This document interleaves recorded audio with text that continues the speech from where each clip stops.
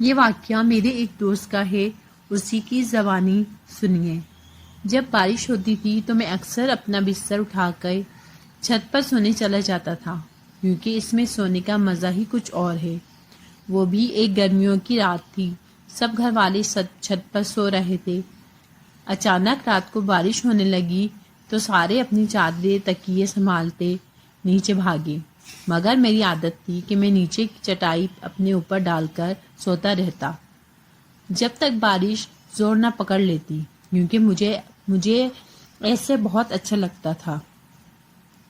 اس رات بھی سب گھر والے نیچے چلے گئے اور میں اکیلا چٹائی ڈالے سوتا رہا۔ خنودگی میں تھا کہ اچانک مجھے دو بلیوں کی زور سے لڑنے کی آوازیں آئیں۔ لڑتے ہوئے ان کی آوازیں بہت بری لگ رہی تھیں۔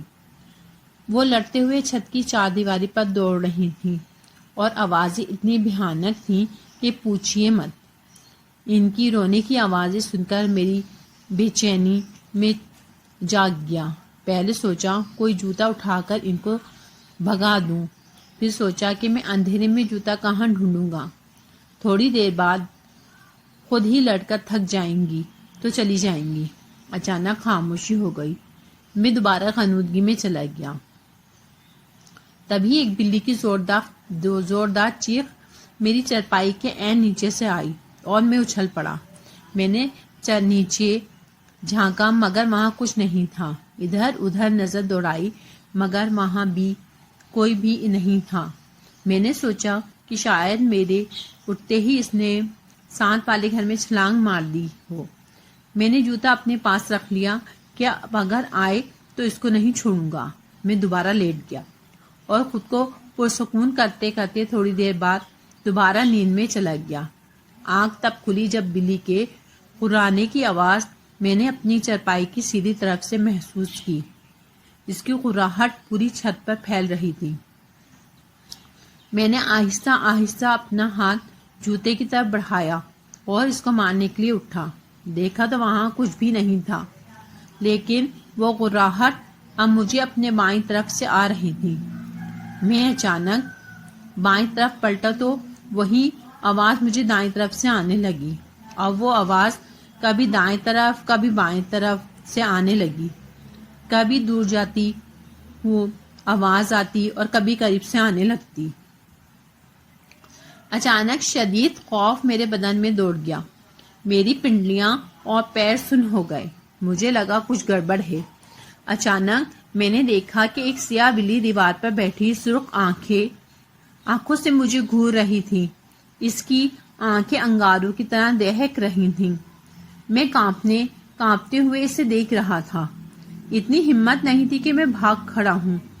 پھر وہ اچانک بڑی ہونے لگی اور میرے دیکھتے ہی دیکھتے وہ بکرے جتنی بڑی ہو گئی اور ایسے نظر آ رہی تھی جیسے کالا چیتا ہوتا ہے، کیونکہ وہ بالکل سیاہ بلی تھی۔ پھر اچانک اس سے پوزیشن لی جیسے وہ دیوار پر سے مجھ پر چھلانگ لگانے والی ہو۔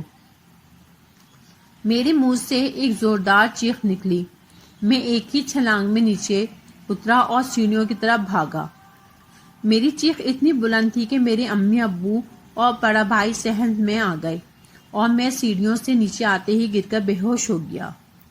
مگر پریشانیاں ختم نہ ہوئیں۔ کچھ دنوں تک مجھے ڈراؤنے خواب آتے رہے۔ مجھے وہی بلی نظر آتی جو کبھی میرے نرخرے پر دانت گاڑے ہوئے ہے، کبھی وہ میرا خون چاٹ رہی ہوتی۔ میں نیند میں چیخنے لگتا، پھر مجھے خواب میں بھیانک لوگ دکھائی دیتے۔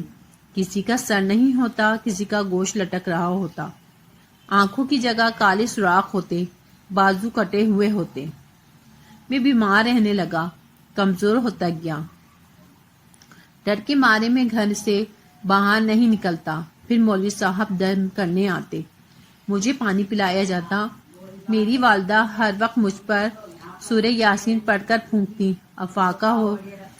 افاقہ ہوتا مگر پھر وہی حالت ہو جاتی، بیٹے بیٹے چیخیں مار کر بے ہوش ہو جاتا۔ ایک روز میں بیٹھا پڑھ رہا تھا کہ کسی کام سے کمرے میں اپنی امی کے پاس گیا۔ مجھے ایک دم ڈر سا لگا تھا۔ میں اپنی امی کے پاس گیا، مجھ پر کچھ پڑھ کر پھونک دیں۔ میری امی میری طرف پیٹ کی الماری کھولے کپڑے تہہ کر رہی تھیں۔ میں نے امی کو پکارا مگر انہوں نے مجھے جواب نہیں دیا۔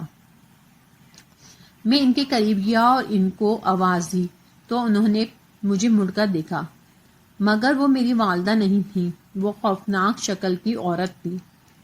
اس کا رنگ تانبے جیسا تھا، آنکھیں اس کی سرد اور منہ کا دہانہ بڑا تھا۔ وہ ہاتھ پھیلائے ہنستی چلی جا رہی تھی اور مجھے اپنی طرف بلا رہی تھی۔ اس کے دانت چمک رہے تھے۔ میں تو پہلے ہی ڈر کے اپنی والدہ کے پاس دم کروانے آیا تھا۔ اس عورت کی شکل دیکھی تو وہیں بے ہوش ہو گیا۔ جب ہوش آیا تو مولوی صاحب میرے سرہانے بیٹھے کچھ پڑھ رہے تھے۔ میرے ابو شدید پریشانی میں بیٹھے تھے۔ مولوی صاحب کے پوچھنے پر ان کو میں نے ساری بات بتائی تو وہ سوچ میں پڑ گئے۔ پھر اس طرح کے واقعات میرے علاوہ میرے گھر کے دوسرے افراد کے ساتھ بھی پیش آنے لگے۔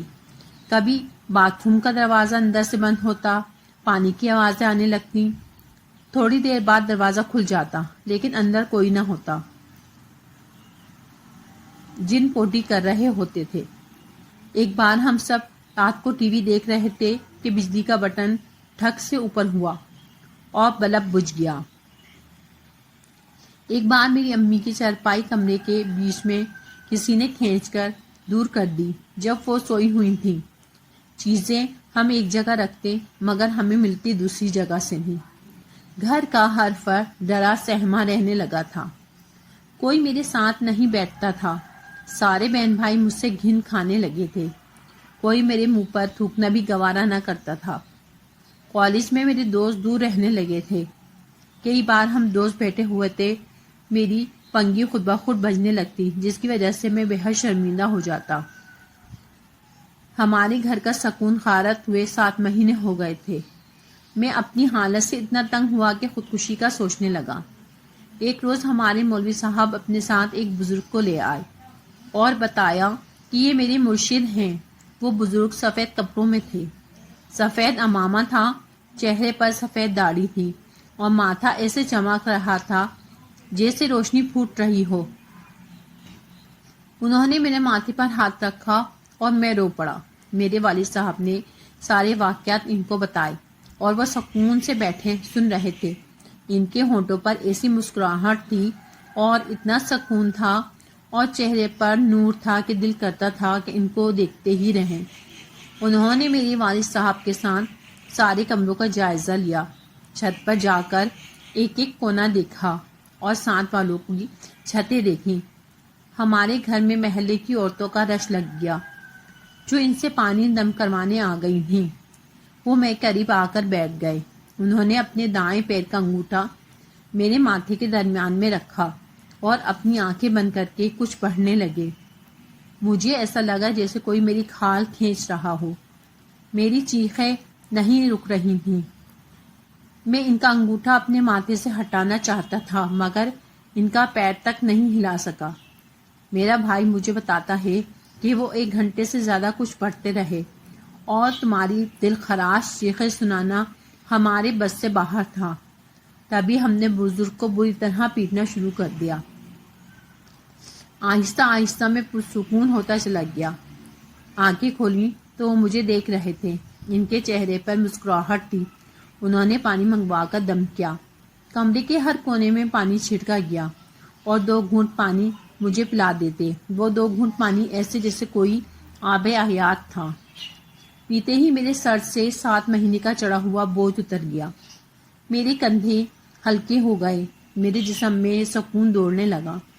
میری بجھی آنکھیں روشن ہو گئیں۔ میں اٹھ گیا اور ان کی چھاتی پر سر رکھ کر رونے لگا۔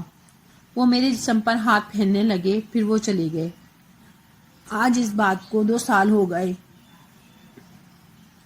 اور اللہ کا شکر ہے کہ پھر کوئی واقعہ پیش نہیں آیا۔ اگر ہماری ویڈیوز آپ کو پسند آتی ہیں تو ہمارے چینل کو لائک کیجیے، سبسکرائب کیجیے۔